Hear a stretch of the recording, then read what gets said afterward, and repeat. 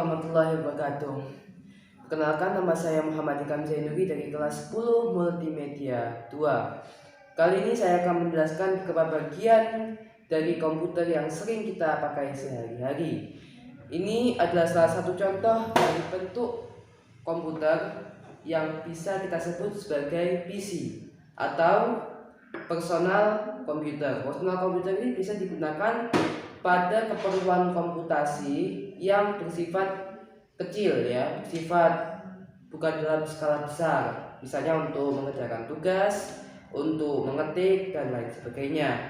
Dalam CPU ini ada berbagai komponen yang perlu saya jelaskan. Bisa dilihat di sini. Ini merupakan bagian CPU, kita bisa memanggil di CPU padahal ini komputer, komputer case, PC case, yang mana isinya ini ada motherboard, ada power supply, kemudian di sini juga ada hard disk, ini HDD sama ada prosesor yang ada posisinya ada di balik kipas ini. Nah, untuk penjelasan masing-masing dari komponen ini, mari kita saksikan tayangan selanjutnya.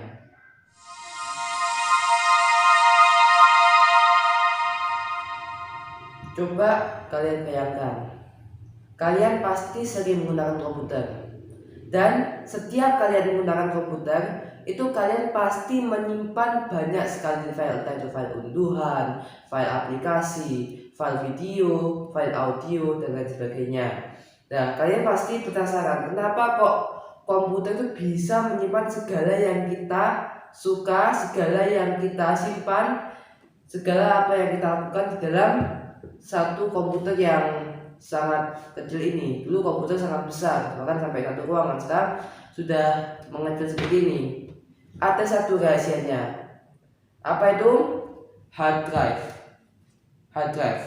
Pada personal komputer yang besar atau PC, hard drive dipasang di sini Gini. Hard drive di sini berfungsi sebagai tempat penyimpanan file, tempat penyimpanan file, baik itu file yang sering kita pakai maupun file system.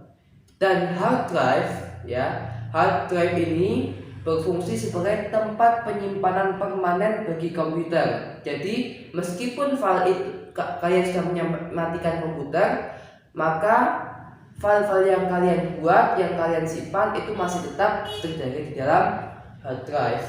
Hard drive sendiri diciptakan pada tahun 1950-an oleh salah satu insinyur IBM yang bernama Reynolds Johnson pada tahun 1950-an.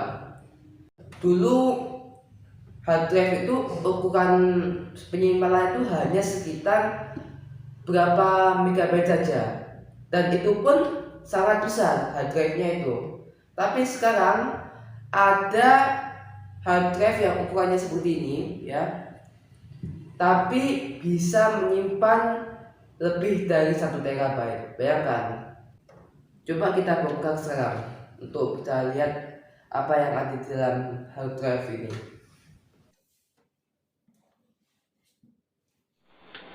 Kalau mau tahu, inilah bagian dalam dari suatu hard disk. Bisa kalian lihat ada piringan yang berputar di dalam hard disk yang berfungsi untuk membaca data di dalamnya. Kinerja piringan di dalam hard disk sama seperti kinerja piringan di dalam disket.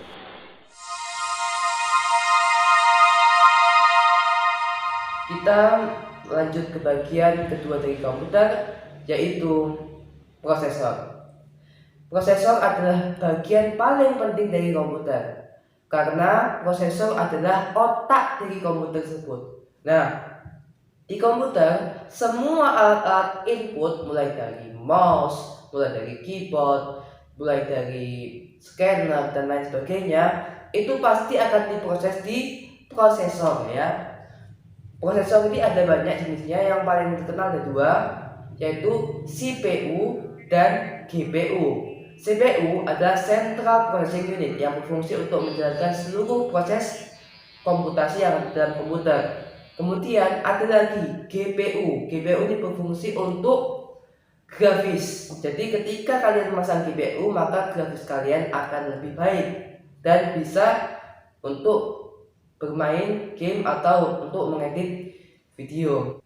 Ada banyak sekali jenis prosesor dengan banyak vendor yang menyediakan prosesor, dalam hal ini CPU.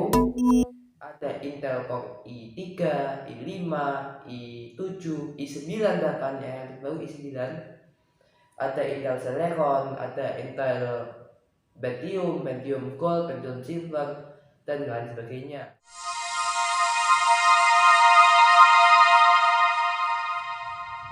Salah satu dari komponen komputer yang sangat-sangat penting selain hard disk dan prosesor adalah memori.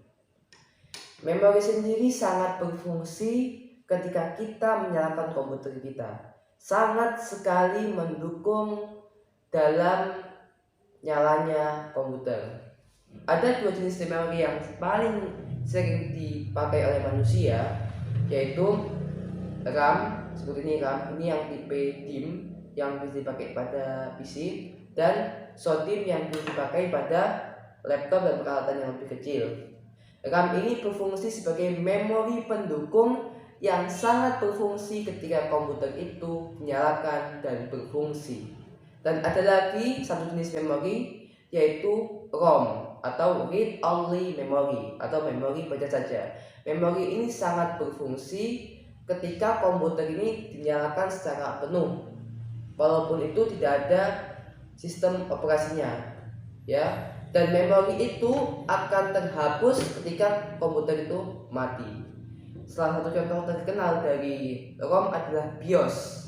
Ada banyak sekali jenis BIOS, dan kalau mau tahu, komponen dari ROM BIOS ini sangat kecil dan sangat tersembunyi di balik motherboard yang kita pakai. BIOS sangat berfungsi sekali untuk memulai suatu komputer saat dinyalakan, seperti itu. Kita juga bisa mengatur-ngatur sistem komputer seperti untuk mengatur waktu, untuk mengatur urutan booting, untuk melakukan instalasi sistem operasi dan lain sebagainya.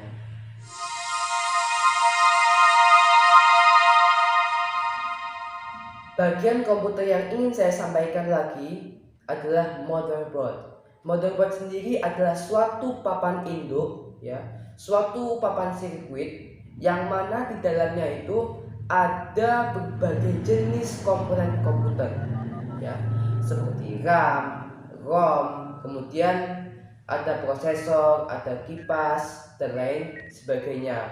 Motherboard sendiri adalah sebagai ibunya komputer, sebagai pendukungnya komputer. Kenapa? Karena tanpa motherboard komputer tidak akan ada, ya. Jadi bagian paling penting, ya, dari satu komputer itu sebenarnya adalah motherboard. Ini hanyalah casing. Ini itu hanya pendukung saja. Yang paling penting itu ini, motherboard. Motherboard itu sangat-sangat penting. Kita sebagai manusia perlu makan. Kenapa kita perlu makan? Karena kita perlu energi untuk bisa beraktivitas. Sama halnya dengan komputer. Komputer itu perlu makan agar bisa beraktivitas untuk menggunakan energi. Nah, energi didapatkan dari mana? Didapatkan dari energi listrik. Nah, agar bisa menjalankan komputer, maksudnya bisa dinyalakan satu komputer, itu suatu komputer perlu namanya power supply. Power supply di sini, ya. Ini namanya power supply kalau pada PC, yang sangat berfungsi untuk menyalakan komputer dan menyalurkan daya dari suatu colokan listrik ke komponen-komponen komputer yang ada di sini. Kalau pada laptop, fungsi dari power supply ini diganti dengan baterai.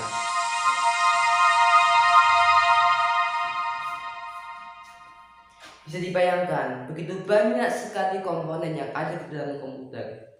Ada motherboard, ada memori, ada power supply, ada hard disk, kemudian di sini juga ada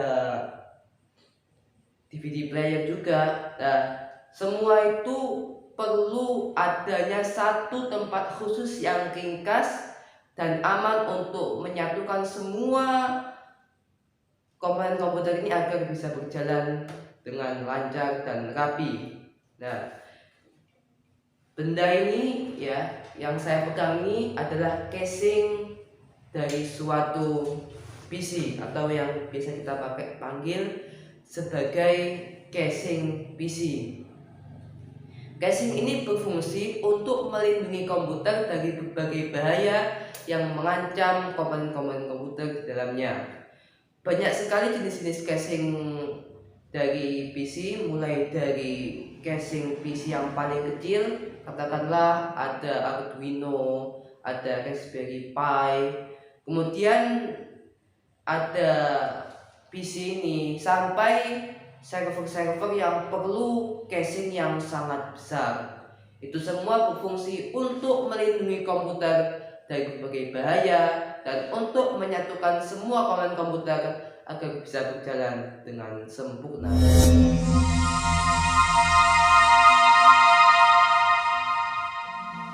لو كان بيننا الحبيب لدنا القاصي والقريب من طيبة قبل المغيب طالبا قرب الحبيب بقربه النفس تطيب وتدعو الله فيجيب أنوار طه لا تغيب بلغنا لقاه يا مجيب فدتك روحي يا حبيب.